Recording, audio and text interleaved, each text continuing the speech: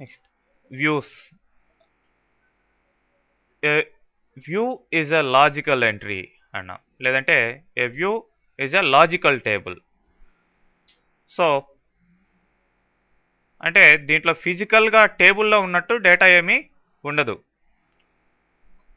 Table మామూలుగా డేటాని store చేసుకుంటుంది, దానికి స్టోర్ చేసుకునే దానికి స్పేస్ ఆక్యుపై చేస్తుంది. బట్ వ్యూ అలా కాదు, ఏ డేటాని స్టోర్ చేసుకోదు. బట్ ఆ టేబుల్లో నుంచి, మల్టిపుల్ టేబుల్స్లో నుంచి డేటాని ఎలా తీసుకురావాలి, ఎలెక్టెడ్ డేటాని, సెలెక్టెడ్ డేటాని, కొన్ని ఫీల్డ్స్ని ఒక్కొక్క టేబుల్లో నుంచి ఓకే అట్ ఏ టైం ఎలా తీసుకురావాలి అనే దానికి కావాల్సిన సెలెక్ట్ స్టేట్మెంట్ మాత్రం స్టోర్ చేసుకుంటుంది వ్యూ అన్నమాట. మరి డేటాబేస్ అప్లికేషన్స్ డెవలప్ చేసేటప్పుడు ప్రతిసారి select statement, complicated select statements అంతా రాయకుండా రాయాల్సిన అవసరం లేకుండా సింపుల్గా వ్యూని క్రియేట్ చేసి దాని ద్వారా మనం ఆ డేటాని అంతా కూడా ఈజీగా రిట్రైవ్ చేసుకునే దానికి అవకాశం ఉంటుంది. మరి ఇక్కడ వ్యూస్ రెండు రకాలు, అప్డేటబుల్ వ్యూ, నాన్ అప్డేటబుల్ వ్యూ.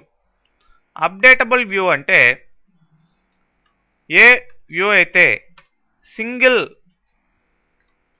టేబుల్ని బేస్ అయి ఉందో ఆ వ్యూనే అప్డేటబుల్ వ్యూ అంటాం. సో ఆ వ్యూ ద్వారా మనం ఏం చేయొచ్చు అంటే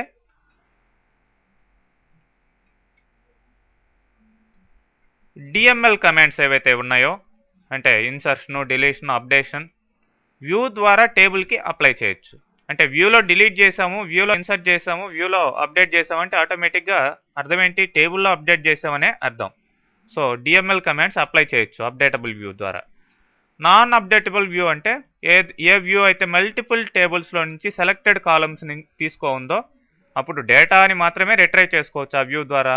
అంతేకాని మనం ఆ వ్యూ ద్వారా డిఎంఎల్ కమాండ్స్ అంటే ఇన్సర్షన్, డిలీషన్, అప్డేషన్ అవన్నీ కూడా టేబుల్ మీదకి అప్లై చేయలేము. ఓకే, ఎనీవే ఇక్కడ ఒక వ్యూని క్రియేట్ చేస్తున్నాం. క్రియేట్ వ్యూ v1 అని చెప్పేసి as select star from DPT. So ఈ సెలెక్ట్ స్టేట్మెంటే ఆ v1 అనే వ్యూలో సెలెక్ట్ అయి ఉంటుంది. ఓకే, మీరు చూడండి, డిఎస్సి v1 అన్నా డిఎస్సి డిపిటి అన్నా కూడా ఒకటేనమాట, డిస్క్రిప్షన్ అంతా వస్తుంది. ఓకే, ఎనీవే ఇప్పుడు డేటాని కూడా మనం ఇట్లా సెలెక్ట్ చేయొచ్చు. సెలెక్ట్ స్టార్ ఫ్రమ్ v1 అన్నా, సెలెక్ట్ స్టార్ ఫ్రమ్ డిపిటి అన్నా ఒకటే. ఓకే, ఇది అప్డేటబుల్ వ్యూ అన్నమాట ఇది. కాబట్టి మనం ఈ వ్యూ ద్వారా మనం టేబుల్లోకి డేటాని ఇన్సర్ట్ చేయొచ్చు, జస్ట్ లైక్ దిస్.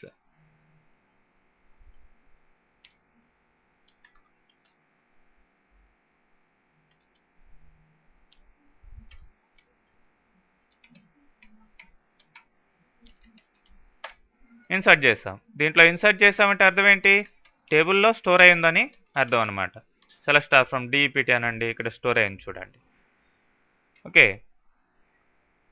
అదే వ్యూని డ్రాప్ చేయాలంటే డ్రాప్ వ్యూ, ఆ వ్యూ నేమ్ ఇస్తే సరిపోతుంది, డ్రాప్ అయిపోతుంది. అయితే ఒక వ్యూని డిఫరెంట్ టేబుల్స్లో ఉన్న సెలెక్టెడ్ కాలమ్స్ నుంచి ఈ విధంగా తయారు చేస్తే ఇది నాన్ అప్డేటబుల్ వ్యూ.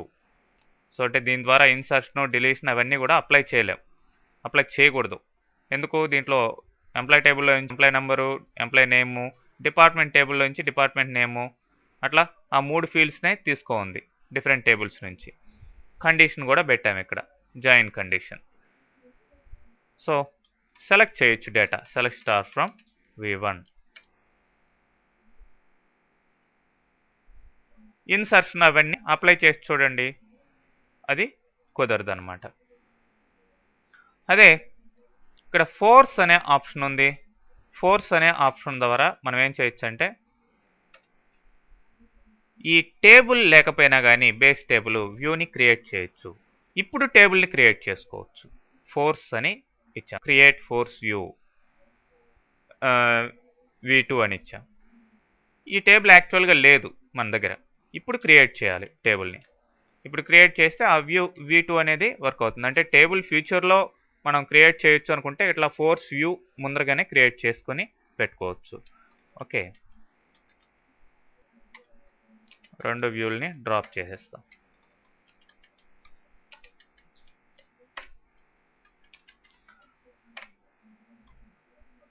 నెక్స్ట్ మీరు synonym. Synonym is nothing but alias name అనమాట. మిగతా ఆబ్జెక్ట్స్కి అలియాస్ నేమ్, ఆల్టర్నేటివ్ నేమ్. టేబుల్కి, వ్యూస్కి, సీక్వెన్సెస్కి, వీటికన్నిటికీ కూడా నేమ్ పెట్టుకోవచ్చు. సెక్యూరిటీ పర్పస్ కావచ్చు, డిఫరెంట్ పర్పసెస్ కోసం ఆల్టర్నేటివ్ నేమ్ మనం ప్లేస్ చేసుకోవచ్చు. సో మరి alternative name public synonym create చేయకూడదు, ఎందుకంటే అది అడ్మినిస్ట్రేటర్ మాత్రమే క్రియేట్ చేయొచ్చు. Create synonym SYN for EMP. So synonym create చేసాం. సో ఇప్పుడు సెలెక్ట్ స్టార్ ఫ్రమ్ SYN1 అన్నా, సెలెక్ట్ స్టార్ ఫ్రమ్ EMP అన్నా, అదే DESC SYN అన్నా ఒకటే. ఇందాక వ్యూ లాగా కాదు. వ్యూ అనేది డిఫరెంట్ టేబుల్స్లో నుంచి మల్టిపుల్ ఇది తీసుకొని వస్తుంది. బట్ సినానిమ్ అలా కాదు, just alias name, another name అనమాట. ఓకే, అట్లనే మనం డ్రాప్ కూడా చేయొచ్చు. Drop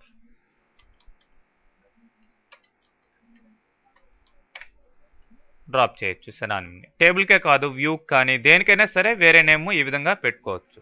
just create synonym name for అని చెప్పేసి ఆబ్జెక్ట్ నేమ్ ఇచ్చేస్తే అది క్రియేట్ అవుతుంది. ఇప్పుడు దాకా మనం చూసిన ఆబ్జెక్ట్స్ ఏంటి? డేటాబేస్ ఆబ్జెక్ట్స్, టేబుల్ ఇంతకు ముందర ఎప్పుడో చూస్తున్నాం, సీక్వెన్స్ జస్ట్ చూసాం, ఏంటి వ్యూ, తర్వాత ఇప్పుడు సినానిమ్, నెక్స్ట్ రాబోయేటివి ఇండెక్స్, క్లస్టర్, తర్వాత రాబోయే ప్రొసీజర్స్, ఇవన్నీ కూడా డేటాబేస్ ఆబ్జెక్ట్స్ అంటారనమాట. ఓకే, నెక్స్ట్ ఇండెక్స్ అనేది పర్ఫార్మెన్స్ ట్యూనింగ్ కోసం, లేదంటే డేటా రిట్రైవల్ని స్పీడప్ చేసేదానికోసం మనం టేబుల్స్లో ఉండే పర్టికులర్ కాలమ్స్ మీద పెట్టే ఒక ఆబ్జెక్టే ఇండెక్స్. సో ఎప్పుడైతే ఒక టేబుల్లో ఉండే కాలం మీద అట్లా ఇండెక్స్ పెట్టామో అప్పుడు ఆ ఇండెక్స్ ఆబ్జెక్ట్ ఏం చేస్తుందంటే అది సపరేట్ ఇండెక్స్ టేబుల్ని క్రియేట్ చేసుకొని మీరు డేటా అడిగినప్పుడు, డేటాని క్వరీ చేసినప్పుడు క్విక్గా ఆ డేటాని రిట్రైవ్ చేసి మీకు అందిస్తుంది అనమాట. ఫర్ ఎగ్జాంపుల్ ఆల్రెడీ ఉంది అని చెప్తుంది, అంటే create index 1 on EMP employee number మీద ఆల్రెడీ ఇండెక్స్ పెట్టున్నారు. సరే, మనం వేరే దీని మీద పెడదాం. జనరల్గా ఇవి ప్రైమరీ కీ ఫీల్డ్ మీదనే పెట్టాలండి. ఏ ఫీల్డ్ మీద పెడితే ఆ ఫీల్డ్ మీద పెట్టకూడదు. సో జస్ట్ నేను మీకు ప్రాక్టీస్ కోసం టేబుల్ వేరే ఏదన్నా ఉంటే చూస్తాం. సెలెక్ట్ స్టార్ ఫ్రమ్ ట్యాబ్ అంటే మొత్తం టేబుల్స్ లిస్ట్ వస్తుందండి. ఇవి మన టేబుల్స్ మొత్తం ఉన్నది. సో ఇప్పుడు DESC EMPL, ఓకే, ఈ ఫీల్డ్ మీద మనం ఇప్పుడు ఇండెక్స్ పెడదాం. Create index 1 on EMPL of EMPNO. Okay, ఇప్పుడు ఇండెక్స్ క్రియేట్ అయింది. సో ఇప్పుడు ఎంప్లాయీ టేబుల్లో EMPL అనే టేబుల్లో ఉండే డేటా ఫాస్ట్గా రిట్రైవ్ అవుతుంది. సెలెక్ట్ చేసినప్పుడు కొద్దిగా డేటా ఉంటే 10 రికార్డులు 100 రికార్డులు ఉంటే మీకు డిఫరెన్స్ తెలియదు. సెలెక్ట్ చేసేటప్పుడు థౌజండ్స్ ఆఫ్ రికార్డ్స్ ఉన్నప్పుడు ఇండెక్స్ పెట్టని టేబుల్లో ఉండే డేటా వచ్చేదానికి, ఇండెక్స్ పెట్టిన టేబుల్లో ఉండే డేటా రిట్రైవ్ అయ్యేదానికి, డిస్ప్లే అయ్యేదానికి చాలా డిఫరెన్స్ ఉంటుందన్నమాట. అది ఇండెక్స్ యొక్క మెయిన్ యూస్. మరి ఇండెక్స్ వద్దనుకుంటే ఈ విధంగా డ్రాప్ చేసేయండి. నెక్స్ట్ క్లస్టర్ అనేది ఇది కూడా ఒక ఆబ్జెక్ట్, స్కీమా ఆబ్జెక్ట్. మరి దీన్ని ఎప్పుడు యూజ్ చేస్తామంటే చాలా టేబుల్స్లో కామన్గా ఉండే ఒక ఫీల్డ్ ఉంది అనుకున్నప్పుడు ఆ ఫీల్డ్ మీద ఒక క్లస్టర్ని క్రియేట్ చేస్తాం. ఫర్ ఎగ్జాంపుల్ DEPTNO అనేది ఎంప్లాయ్ టేబుల్లో ఉంది, డిపార్ట్మెంట్ టేబుల్లో ఉంది, ఇంకా వేరే టేబుల్స్లో ఉందనుకోండి, దాని మీద క్లస్టర్ క్రియేట్ చేయండి. సో ఇప్పుడు ఆ టేబుల్స్లో ఉండే డేటానంతా కూడా ఈ క్లస్టర్ స్టోర్ చేసి పెట్టుకుంటుంది. ఓకే, మరి ఆ క్లస్టర్ కీని ఇది మెయింటైన్ చేస్తుంది కాబట్టి మనం దాని మీద ఇండెక్స్ పెట్టిన ఆ క్లస్టర్ మీద అన్నిటికీ కూడా కామన్గా, అన్ని టేబుల్స్కి కూడా కామన్గా వర్తిస్తుంది అనమాట. ఓకే, ఇక్కడ నేను డిపార్ట్మెంట్ నంబర్ అనే ఫీల్డ్ ఏ టేబుల్లో అని ఇక్కడ మెన్షన్ చేయలేదు చూడండి. క్రియేట్ క్లస్టర్, క్లస్టర్ నేమ్ ఏ టేబుల్ అని ఇవ్వలేదు, జస్ట్ డిపిటిఎన్ఓ నంబర్ ఆఫ్ 3 అని ఇచ్చేసాం. ఓకే, క్లస్టర్ క్రియేట్ అయింది. సో ఇప్పుడు క్లస్టర్ కీస్ అన్నీ కూడా ఈ డిపార్ట్మెంట్ నెంబర్కి యాక్టివ్ అయి ఉంటాయి. సో ఇప్పుడు దీని మీద ఇండెక్స్ ఇట్లా క్లిక్ చేసుకోండి. Create index, index 2 on cluster, cluster 1. మామూలుగా అయితే ఆన్ టేబుల్ అని ఫీల్డ్ ఇస్తాం, ఇప్పుడు క్లస్టర్, క్లస్టర్ 1. సో ఈ ఫీల్డ్ మీద ఇండెక్స్ అనేది క్రియేట్ అయింది. సో ఈ విధంగా మనం క్లస్టర్ని క్రియేట్ చేసి డ్రాప్ క్లస్టర్ CL1 ఇలా డ్రాప్ చేసుకోవచ్చు. ఓకే.